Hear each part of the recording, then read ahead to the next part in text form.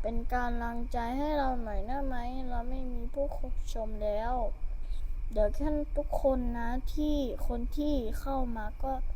ขอบคุณด้วยค่ะขอบคุณคนที่เข้ามาแล้วนะคะขอบคุณมากมากเลยค่ะที่เข้ามาดูไลฟ์ของพวกเรานะคะวันนี้ไลฟ์วันที่2นะคะพรุ่งนี้ทุกคนจะให้พี่ไลฟ์ไหมถ้าพี่ทุกคนจะให้พี่ไลฟ์ไหมพี่จะได้มาไลฟ์ไม่เกี่ยวเนาะไม่เกี่ยวเล่นไปก่อนเล่นแล้วกันอยากเล่นเกมว่ารางรถไฟตายอ่ะเล่นดีกว่าแมปรออาลา